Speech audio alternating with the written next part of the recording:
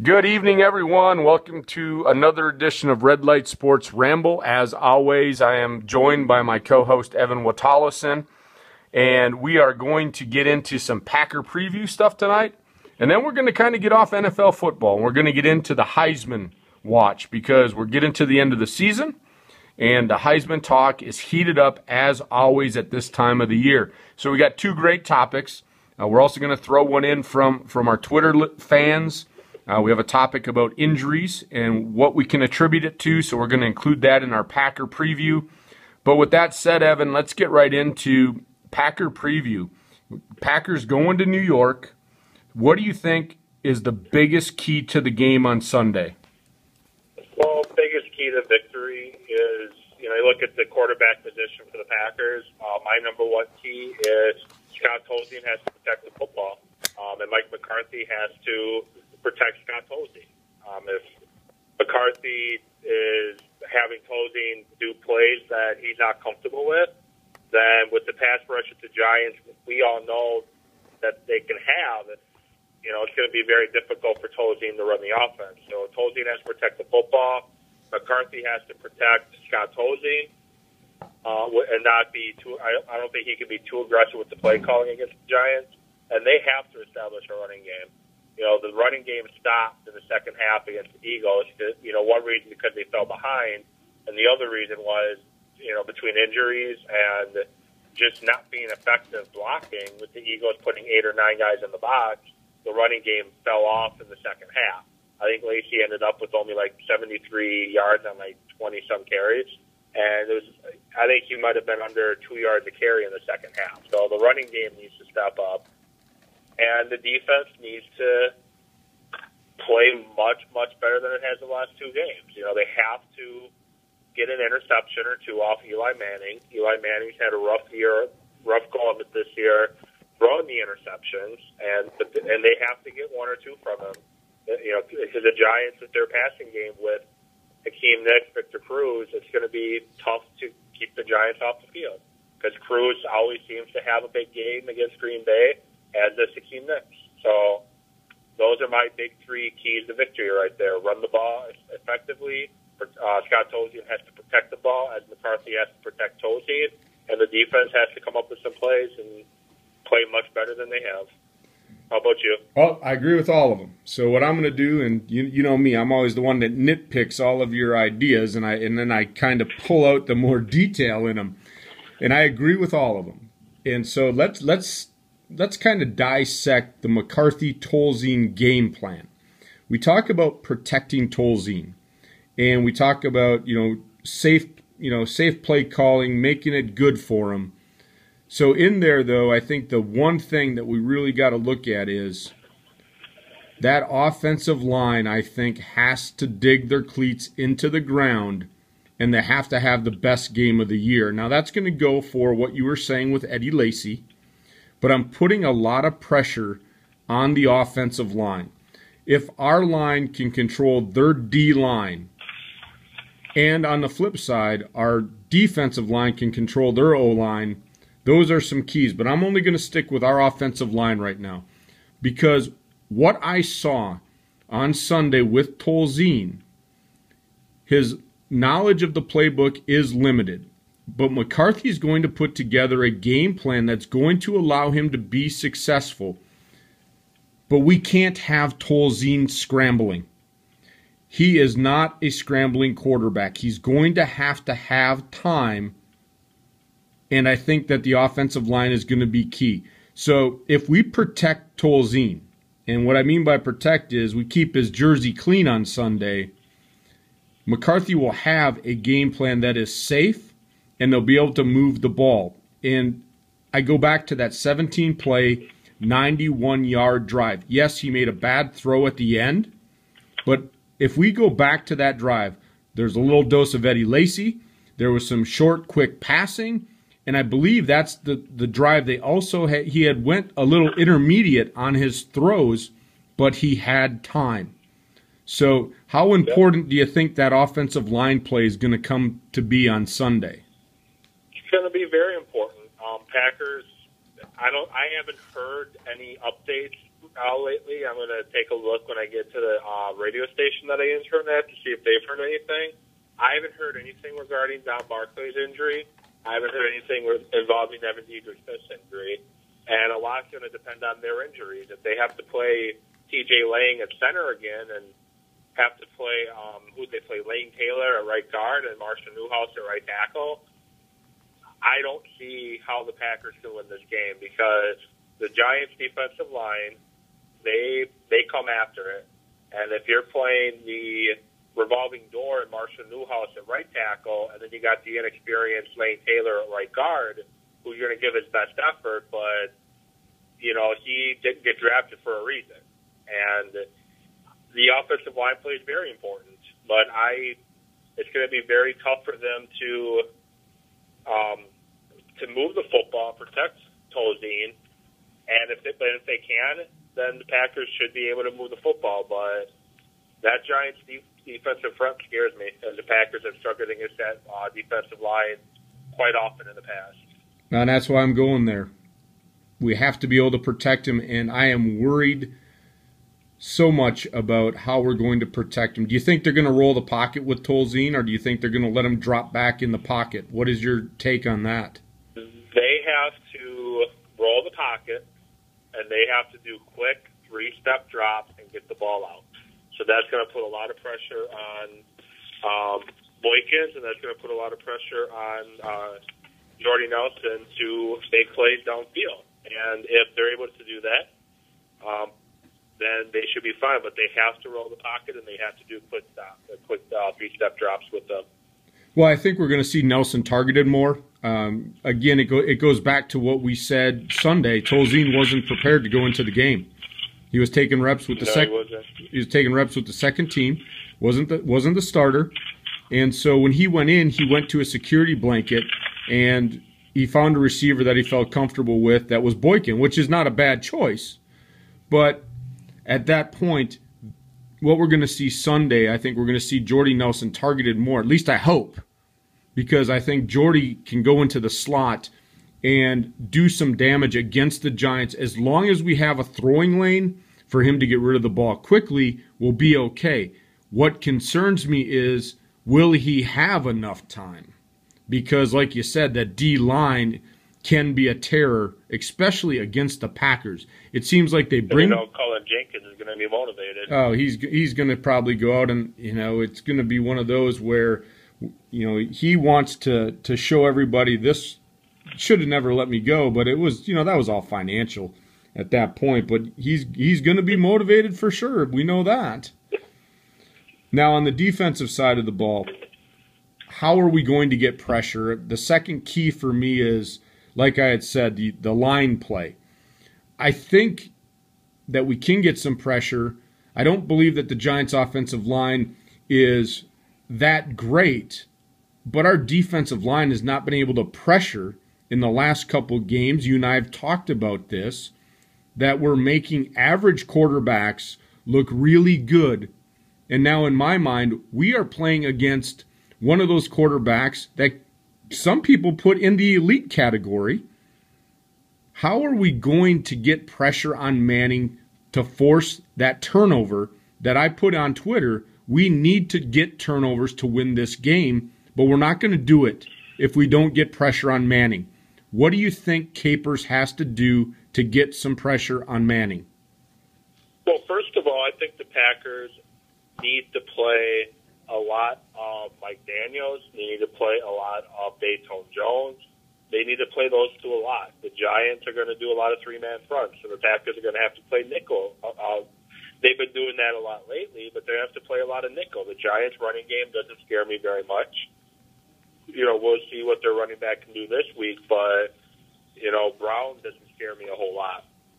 What scares me is going to be your Ruben Randall, your Hakeem Nicks, and your Victor Cruz. So the Packers are going to have to use, like I said, Dayton Jones and Mike Daniels. Tell them just, get after the quarterback. And hopefully Clay Matthews would be more effective, not having that club on his hand this week. he will have a cast on or a brace, but he won't have that huge club this week. Yeah, Hopefully Matthews would be much better. Yeah, that should be a plus, getting the club off, because you could tell. There was one play, and I remember it, he went out and he had the club first, just couldn't wrap him up. If Clay Matthews has two hands, that guy is not getting out of Clay Matthews' grasp. Exactly. So that's and then the last thing to get pressure, they got to play Lattimore. I think Jones, not at 100%, is going to have a hard time getting any burst with his legs, and they got to play Lattimore, and Lattimore can bring it up the middle. And, I think the Packers can find ways to get pressure, but they got to use Jones, they got to use Daniels, they got to use Lattimore, and they got to, I think, bring Hyde or bring Williams from the slot, because Williams has had some success coming after the quarterback in the slot, and we all know Micah Hyde can do that too. And so what you're suggesting there is going to go to the next point, which is we've got to be solid on our tackling. And so if we're going to bring the extra men and we're going to play straight up man and we're going to blitz, we better tackle. Otherwise, if we bring the extra man and they get in space, and you mentioned it before, Victor Cruz, Hakeem Nicks, they make people miss. And if you miss against those two, they're going to the house. They're going to the house. And so we've really got to be disciplined, and that scares me. The way that I've seen the team play the last couple of weeks, I like the idea that you're saying of bringing the extra man, bringing Williams, bringing Hyde. But if we can't tackle, that is all for naught. We have to get to Manning if we're going to do that, but if he gets rid of it, we're going to see a quarterback light us up one more time if we can't make the initial tackle. We've got to limit the yards after catch. It's got to be very limited yards after catch. Otherwise, this could turn into a very ugly game. Could be last year in New York all over again. It could be, and if we get behind by too far, we're done. Tolzien is not going to bring us back. No. He's got to be, like you said, it's got to be a ball control, which I think we can do. I mean, we did it against the Eagles. And when I look at the defenses, I actually think the Eagles' defense is probably a little bit outside of the defensive line, possibly a little bit even better than the Giants when I look at the overall fundamental of defense. So I think we can do the same type things against the Giants. And the reason is I think the Giants' D-line gets upfield so fast that the draw play is going to work really good. But again, we have to block it that way. The scheme has to be right.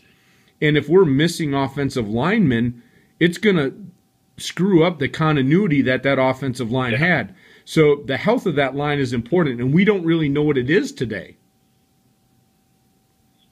No, we don't. And, kind of piggybacking off of that, and this can lead us into our next discussion there, about the previewing it. The big key, and this is what I forgot to say, is the Packers cannot lose anyone to injuries.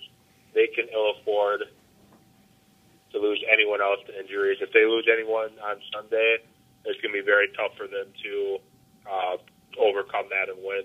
Oh, definitely. And so that brings us to one of our Twitter topics. It was about all the injuries, and specifically the hamstring injuries, and was it due to the lack of conditioning in the Packers organization because of all these injuries? I disagree. I don't believe that it's lack of conditioning. I'm looking at it that it is based on a number of things, and you have to look at each thing individually. Yeah, there might be a lot of hamstrings.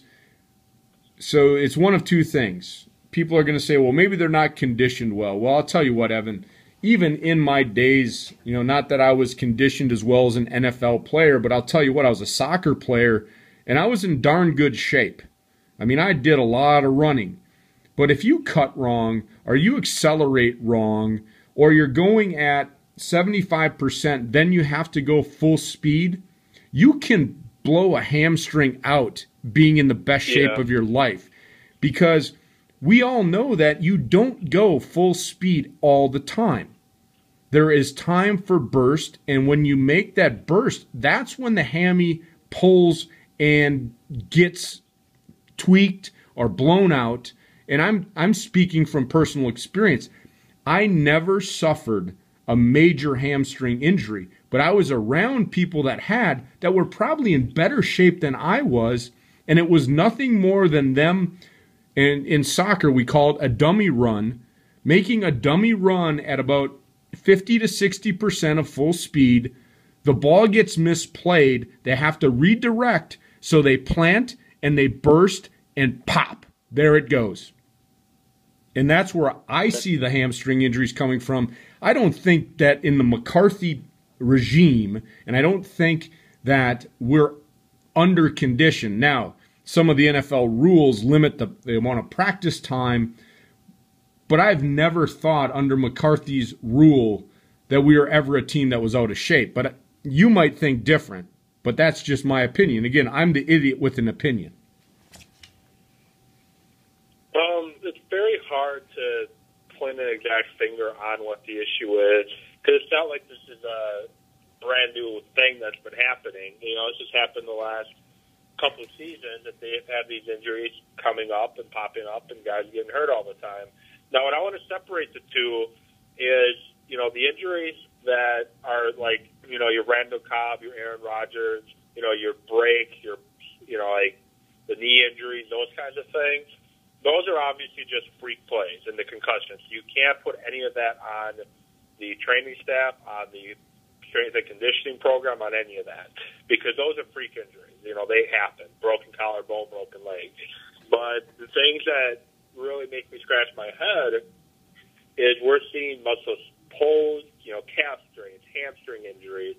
We're seeing those year after year with this team, and they just completely revamped everything in the training program, the nutritional plan, the time that they practice, how long they practice, how much they practice in pads. Like, they changed all of those things, but yet these injuries are still happening. So it's very hard to say, this is not conditioned well, or, it's very hard. But I think the Packers do need to take another very hard look at the way they condition during the offseason.